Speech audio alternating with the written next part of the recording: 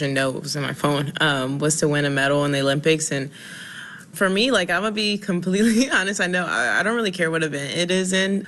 So yeah, I just I won a medal at any of the events. I ideally would want to play all three, but we have to see where I fall. Coco Gauff is slated to play all three, singles, doubles, and mixed doubles. Tennis starts on Saturday.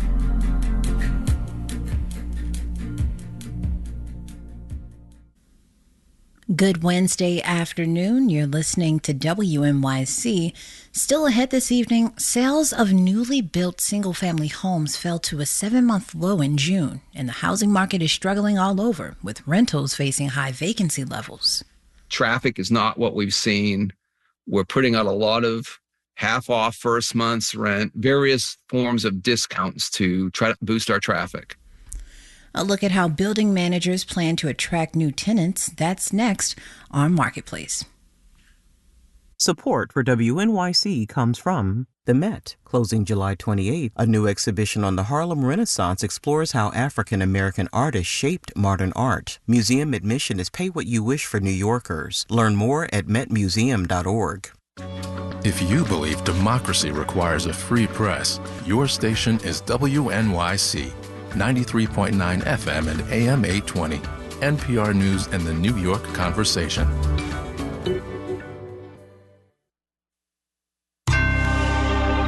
Marketplace is supported by Crowley, a logistics, energy, and maritime solutions company with nearly 135 years of innovation and a commitment to sustainability. Learn more at crowley.com. In which I am required to remind you once again that stocks go down, too. From American Public Media, this is Marketplace. Marketplace is supported by Amazon Business, focused on offering smart business buying solutions, leaving time to focus on growth. More at amazonbusiness.com. And by Raymond James, tailored wealth management, banking, and capital markets solutions for clients' unique needs. Disclosures at raymondjames.com. And by Rubrik. When cyber attacks put businesses at risk, Rubrik provides the power to bounce back fast. More at Rubrik.com.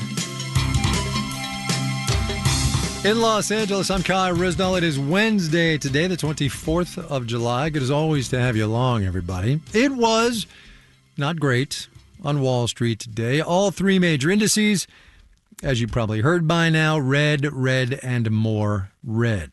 And while it is tricky to sum up multi-trillion-dollar capital markets with one word, if I had to, which now obviously I do, the word I would use is technology, dragged pretty much everything else down. But the economic fundamentals, because repeat after me, the stock market is not the economy. The economic fundamentals, as politicians like to say, remain solid. We'll get an update on how solid when the first estimate of gross domestic product for the second quarter, April through June, is shared with us tomorrow. All, by the way, GDP is, all of the goods and services produced in this economy. GDP is, of course, right near the top of the list of things that the Fed is going to be watching closely to figure out whether its higher for longer interest rate strategy, meant, yes, to control inflation, is also somehow pushing the economy into slow or maybe even no growth. Marketplace's Mitchell Hartman gets us going.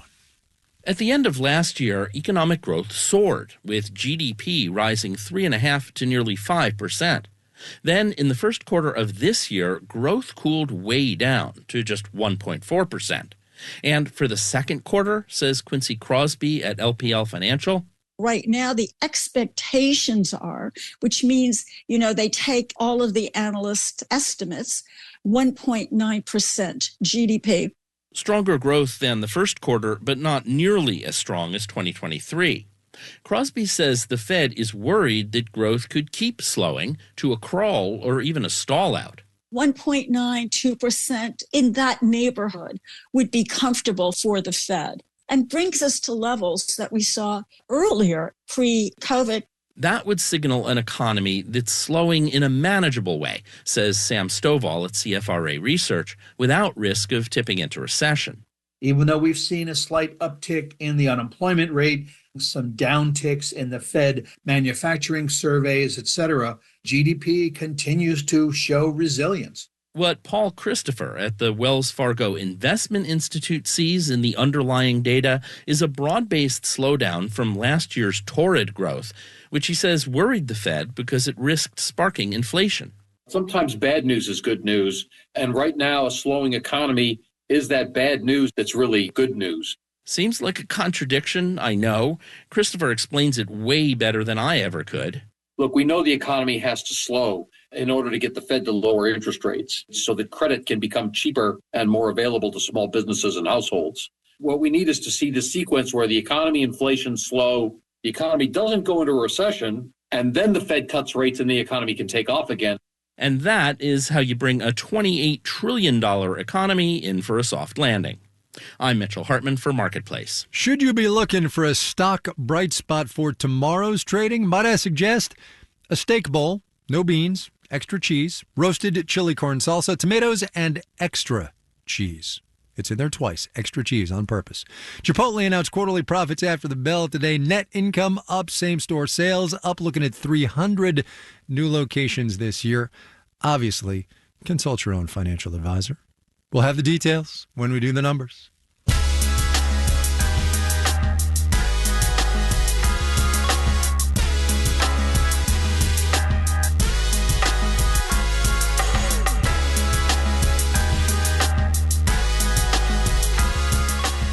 There are, very broadly speaking, two main categories in the world of real estate: single-family homes and apartments. We learned this morning that the sale of newly built single-family homes fell to a 7-month low in June. That's even as mortgage rates eased a little bit. And while the inventory of new homes on the market did increase just a hair, the supply is still low when you compare it to a more normal housing market. It is, however, a different supply-side story in the rental market, where the national apartment vacancy rate hit 6.7% last month. That's according to apartmentlist.com, and it is the highest that the vacancy rate has been since the early days of the pandemic, and it's higher than what was generally considered normal back in the before times. Marketplace's Matt Levin spent some time looking into why that vacancy rate is up and what all of those empty apartments are going to mean for local housing markets. The city of Augusta, Georgia, is about 150 miles east of Atlanta, tucked squarely against the South Carolina border. It has about 200,000 people and a golf course you've probably heard of. Augusta is where they play the Masters. The average one-bedroom apartment costs about $970, and you can find one pretty easily. Of all the cities of its size that Apartment List tracks, Augusta has the highest vacancy rate in the country. Our property managers are telling me traffic is not what we've seen. We're putting out a lot of half off first month's rent, various forms of discounts to try to boost our traffic.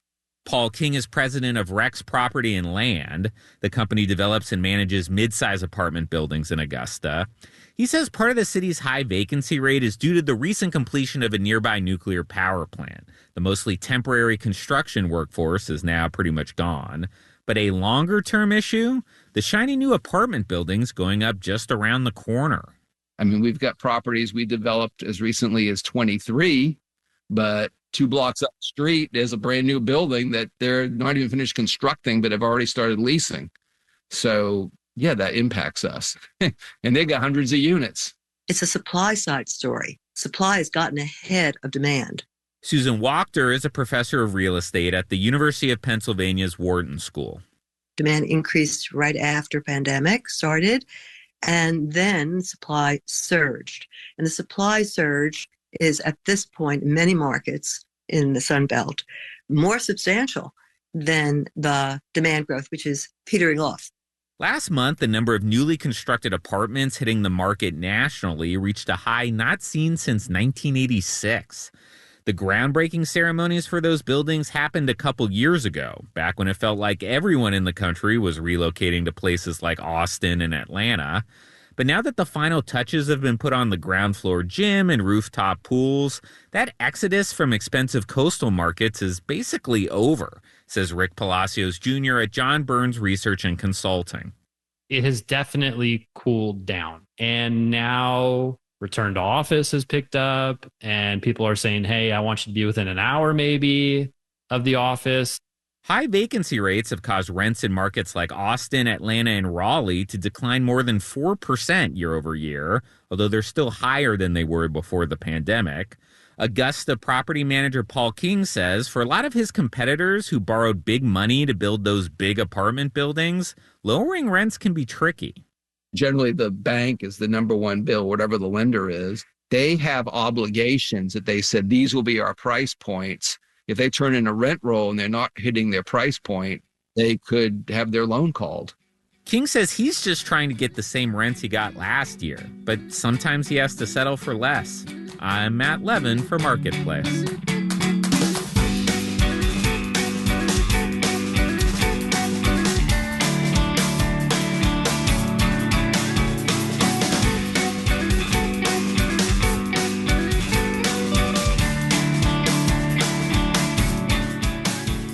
You probably have a good idea of what the federal minimum wage is, right? $7.25 an hour. Now, do you know how long the federal minimum wage has been $7.25 an hour? 15 years today. That is, should you be curious, the longest the minimum wage has ever gone without getting a raise. You do the obligatory adjustment for inflation, and people making that $7.25 an hour now have the least purchasing power they have had since 1949. And yet, there is not much talk in the corridors of power about raising it. Marketplace's Kaylee Wells has more now on how we got so stuck. Over the past decade, Congress has debated raising the minimum wage. In fact, the Raise the Wage Act got reintroduced in the Senate last year. But the idea keeps on going nowhere. Why? The short answer is congressional gridlock. So we are in, an unprecedented situation in terms of, Congress just not taking steps to raise the wage floor. Sadeh Gebrselassie is a senior staff attorney at the National Employment Law Project. She'd like the minimum wage to at least double, in part because Black workers and women are way more likely to hold those jobs. It's like such a common sense solution to so many of the issues facing working people. Issues like the racial wealth gap and the gender pay disparity. But the reason it hasn't happened, says labor economist Yu-See Chen with the W.E. Upjohn Institute, is because there's concern over what a raise could mean for prices and job opportunities. Whether it's going to be through a reduction in employment or an increase in output price. She also says the federal minimum wage shouldn't be a one-size-fits-all thing. Because the states are very different in their characteristics, such as industry composition and their cost of living. That's why 34 states and dozens of local municipalities have set a higher minimum wage than the federal baseline. Tia Kuntz with the UCLA Labor Center says that's good, but that leaves a lot of workers out. In fact, people aren't talking about it enough. Plus, she pointed to several studies that say raising that wage floor actually stimulates the economy and increases employment. And that's because, it's not a secret. When you put money into people's pockets, they spend it, particularly when you're talking about the poorest people. With more states and cities establishing their own minimum wages, the number of workers who earn the federal minimum is going down. It's now only about 1.3% of hourly employees. I'm Kaylee Wells for Marketplace.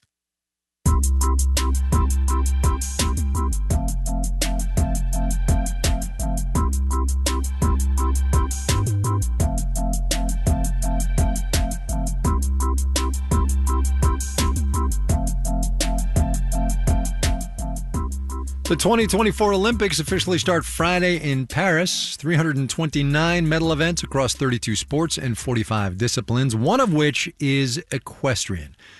Perhaps not the most watched, but certainly one of the oldest. Even the ancient Greeks had horses in their games. And that is the starting point for this next installment of our series, My Analog Life, how technology has changed the jobs that we do. My name is L.A. Berry, and I live here in Albany, New York, and for 40 years, I have been an equestrian sports journalist and writing and photographing the greatest horses and riders in the world. The biggest change for me has been in 35 millimeter film. The de rigueur uniform of the equestrian photographer was a fishing vest.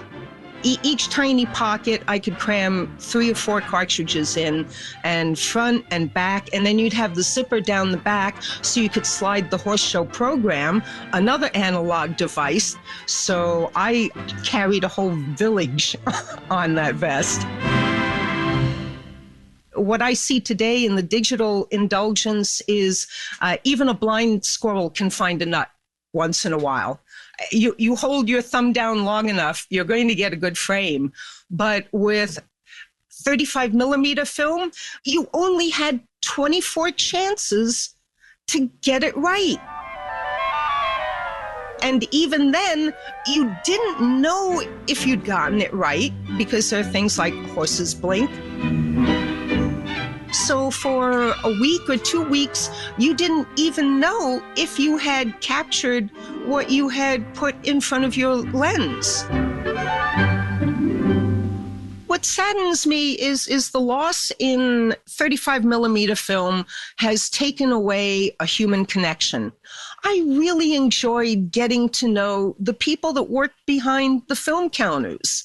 They were always smart, kind of geeky, creative people that you could have a great conversation with, especially if I counted on them for turning around film during a horse show season. They were on my Christmas pierogi list at the end of the year. I miss that.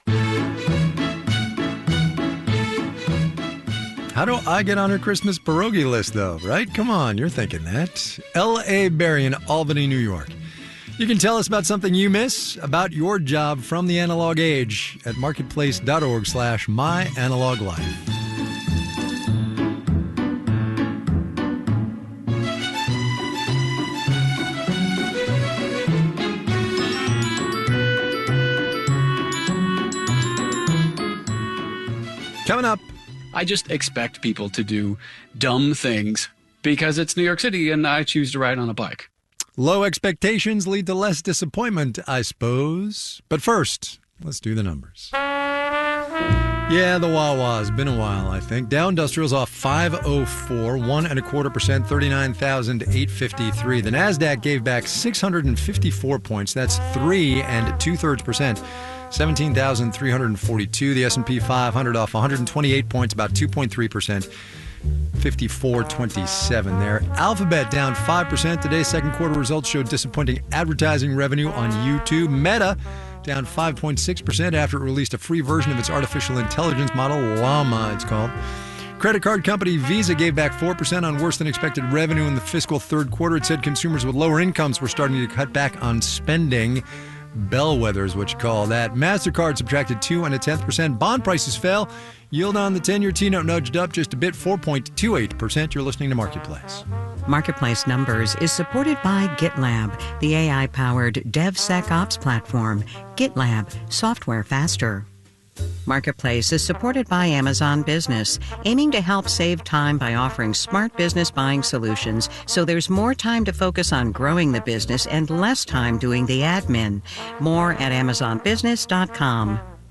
And by C3 Generative AI. C3 Generative AI enables rapid access to secure, traceable, hallucination-free insights from enterprise systems, all while using any LLM, helping enterprises turn the invisible into the obvious. Learn more at c3.ai. And by Odoo, management software designed to unite every aspect of business into one simple platform. Odoo aims to take businesses to the next level. ODOO.com. Everything any business will ever need. WNYC is supported by Caramore in Katona, New York, presenting Our Song, Our Story, the new generation of black voices with soprano Jacqueline Eccles McCarley, tenor Justin Austin, and pianist Damian Sneed, Thursday at 7 p.m. Tickets at caramore.org. WNYC members make it all happen. As an independent, not-for-profit news outlet, listener support is the largest share of our funding. Your donations allow us to bring you in-depth and comprehensive news every day. Just as you rely on WNYC, know that WNYC relies on you. Please become a member now. Visit wnyc.org and click on Donate. You're listening to Marketplace right here on WNYC. It's nice to have you with us. Mostly cloudy skies this evening. It's 81 degrees. There's a chance of showers tonight by midnight. You can expect lows around 73 degrees.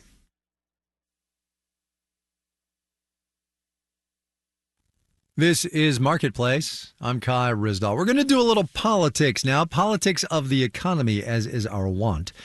Not here, though, in China. There was a big meeting in Beijing last week, 4 days of talks to chart the course for the next 5 years in the second biggest economy in the world. It's not like there was a whole lot of debate because China, but one of the key decisions made was to give local governments the power to collect more in taxes.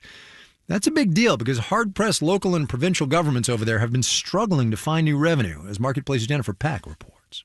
Want to see something impressive in China? Take a bullet train from Shanghai. It goes over 180 miles an hour, and tickets are affordable. 5 hours and $76 later, you arrive in central China's Ganzhou. It's a small city, but still has a newish 6-lane highway. They've been building highways like crazy here, the taxi driver told me. How's this all paid for? Mostly land.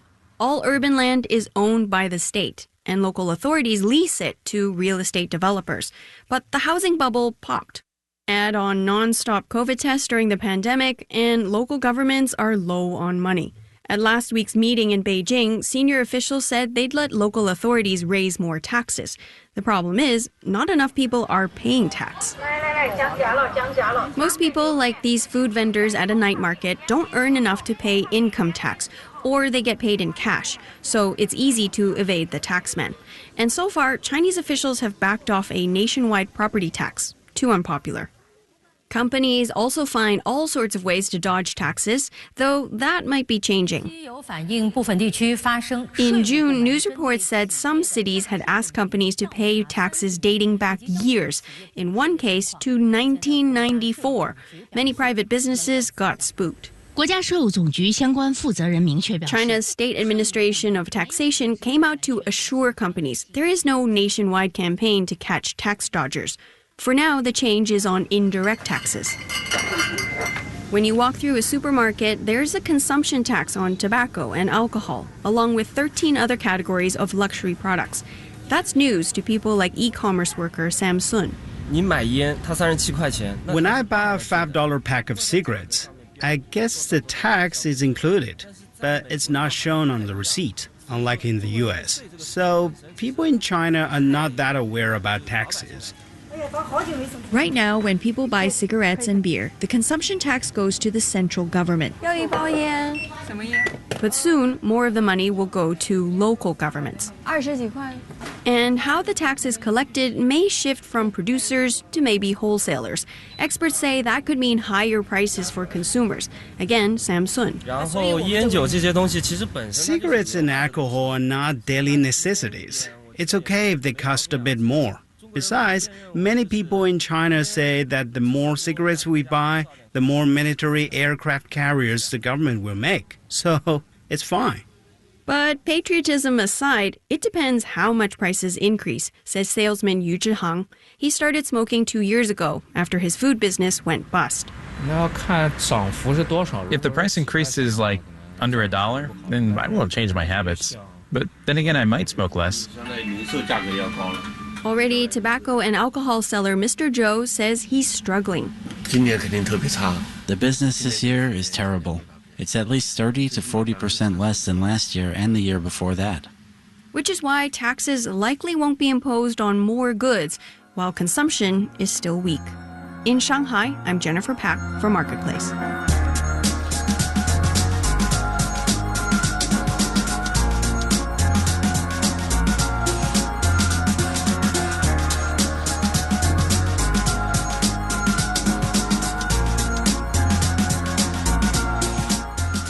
New York City, Manhattan specifically, can be chaotic.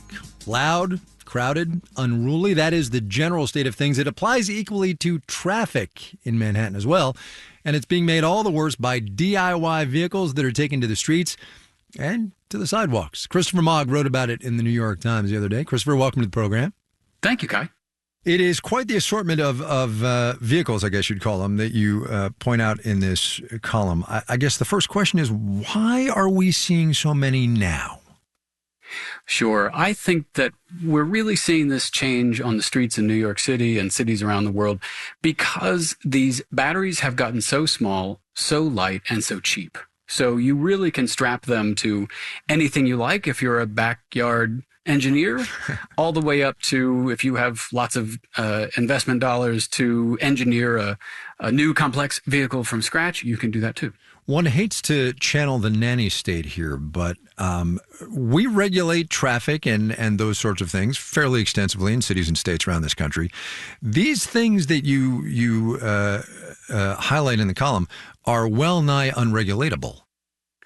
Yes, there are some attempts to regulate them. With the more standard electric bicycles, right, there's a large movement afoot to try to get them to be registered and to have large, easily visible license plates so that everybody can see them, including video cameras and surveillance cameras if one should commit a crime. These smaller vehicles, if you're riding a skateboard that you hack together in your garage, or one of these one wheels, those are illegal already to ride in places like many bridges and bike paths. But regulating them is difficult, in part because catching them is difficult. They're fast and maneuverable. Which is, I chuckle, but that's sort of a recipe for disaster if you're a pedestrian, right? Definitely. There are a lot of people with complaints about these kinds of vehicles. Most of the complaints are about the electric bicycles because those are the most numerous. Occasionally, somebody like the New York Post will come out with a more targeted story about especially these electric unicycles, which seem to be particularly precarious. All the people who ride them love them and say they're safe. Yeah. Yeah. Yeah. Sorry, I was just chuckling at the electric unicycle thing because unicycles are tricky to begin with. Yeah, I don't really know how they feel safe, but they ride them all over on all types of roads. Without trying to bring up the specter of congestion pricing and Governor Hochul, the infrastructure of New York City is already crowded. My guess is that these folks don't stay in bike lanes. What's the roadway safety issue here? I think that's a real issue. I think that many of these people have no protection. They're going at such speeds and their vehicles are so hard to see that they're really putting themselves at risk and also pedestrians at risk. In their favor, they are making most use of available space. And I bike on the streets all the time. I bike most days. Yeah. And I do think that one argument would be to have lower expectations. I just expect people to do dumb things because it's New York City and I choose to ride on a bike. Yeah, right. Drive defensively out there. What's the weirdest one you saw?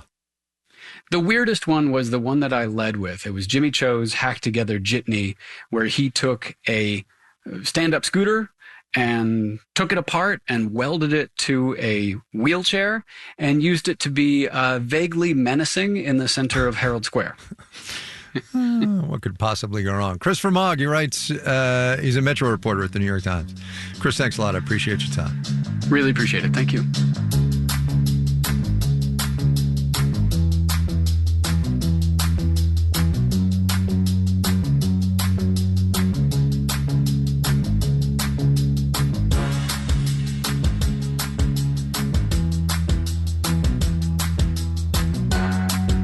Marketplace is supported by Rubrik. When cyber attacks put businesses at risk, Rubrik provides the power to bounce back fast. More at Rubrik.com. And by Blue Conic. For businesses collecting a lot of customer data but not doing enough with it, Blue Conic can put that data into action at BlueConic.com. And by Viking, exploring the world in comfort. Offering small ship, river, and ocean voyages, Viking designs travel experiences for curious travelers. Discover more at Viking.com. This final note on the way out today, $10, $10 American dollars. Saw this on TechCrunch. that by way of apology for triggering a global technology apocalypse, CrowdStrike has been sending, wait for it, $10 Uber Eats gift cards to its partner companies and employees. We send our heartfelt thanks and apologies for the inconvenience, the accompanying email said. I am not, by the way, making that up. Our media production team, which is priceless, includes Brian Allison, Jake Cherry, Justin Dueller, Drew Jostad, Gary O'Keefe, Charlton Thorpe, Juan Carlos Torado, and Becca Weinman. Jeff Peters is the manager of media production. I'm Kai Risdall. We will see you tomorrow, everybody.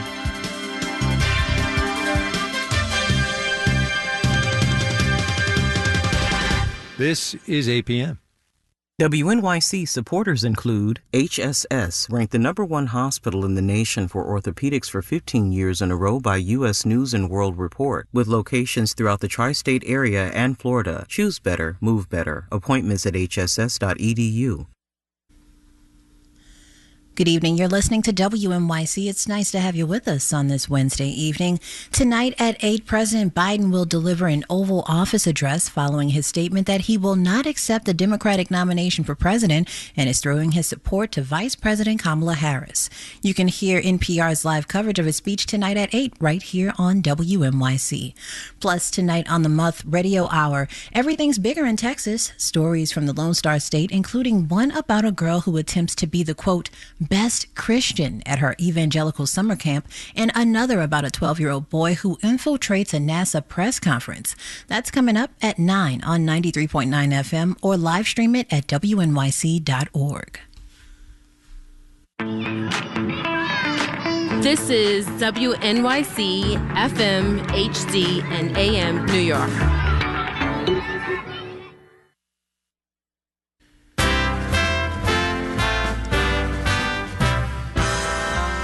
Thousands of protesters marched in D.C. ahead of Israeli Prime Minister Benjamin Netanyahu's speech to Congress this afternoon.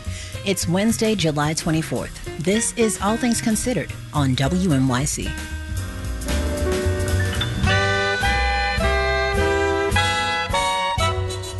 Good evening, I'm Janae Pierre. During his speech, Netanyahu defended his handling of the war in Gaza. For Israel, every civilian death is a tragedy. For Hamas, it's a strategy. More on the Prime Minister's appearance and the protest it sparked in Washington. That's coming up. And a study of dozens of postmortem brains found a protein that seems to protect brain cells from Alzheimer's. That's all coming up. But first, the news.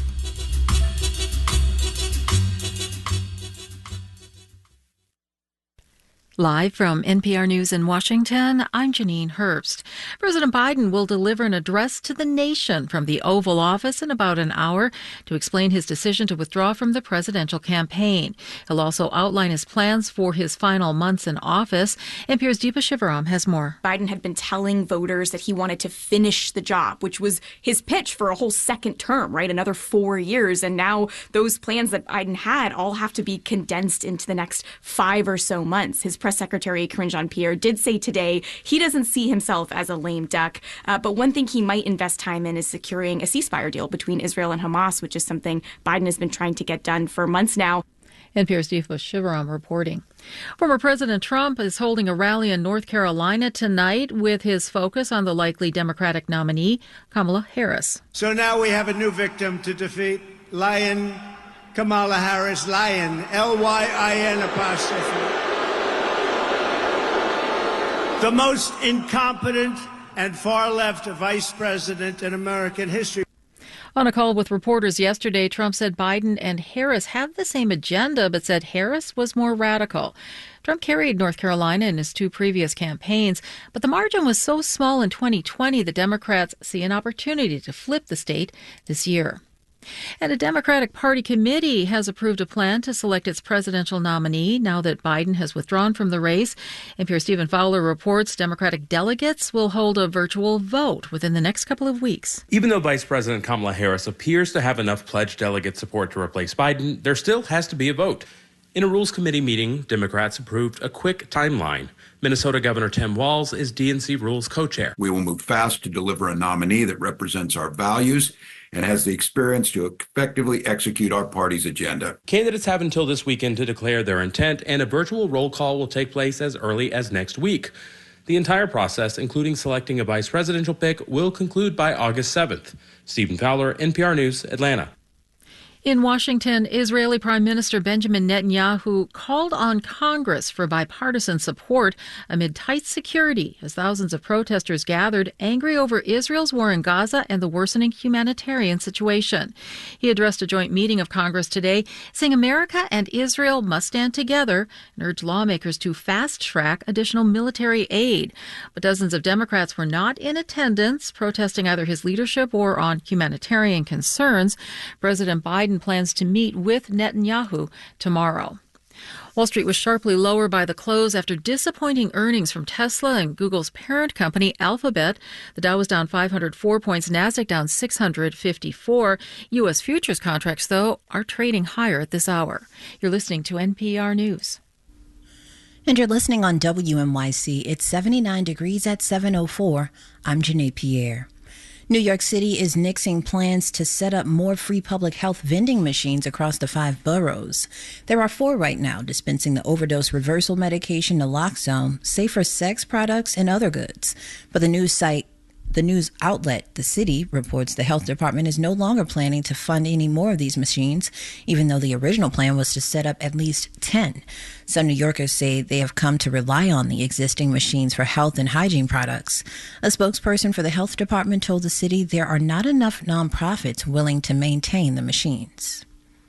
Elected officials continue to call for better safety measures on New York City's shoreline.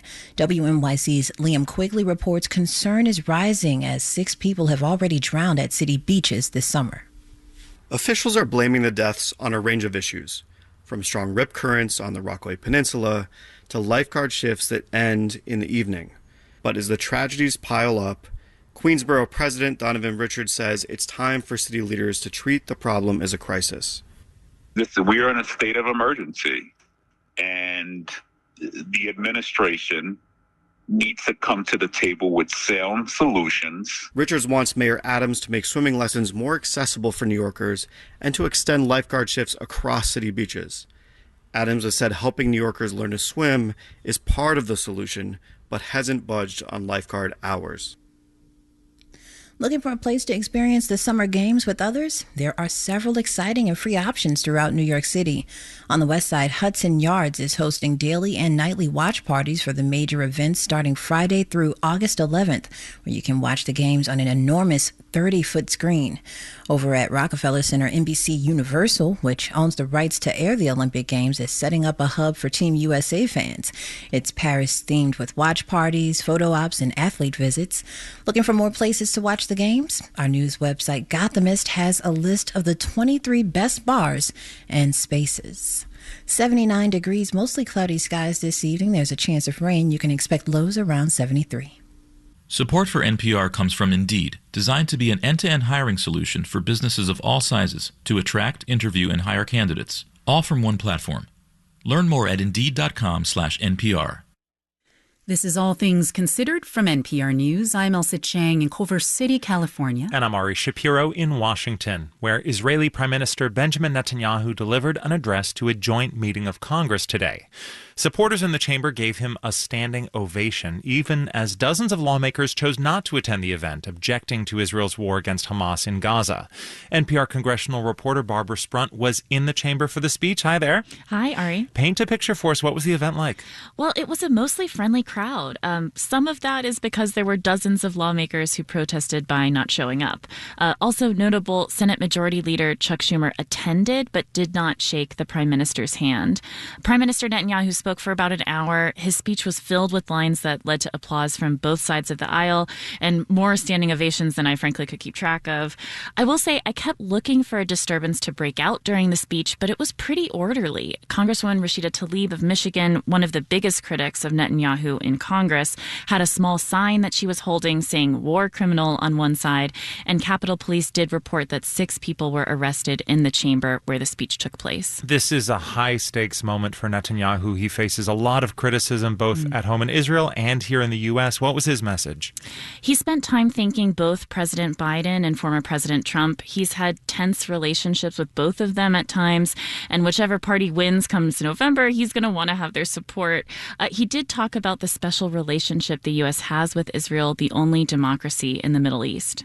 For the forces of civilization to triumph, America and Israel must stand together. And he thanked lawmakers for their support and made a plea for more aid, saying, give us the tools faster and we'll finish the job faster. It got intense. How did he frame his appeal?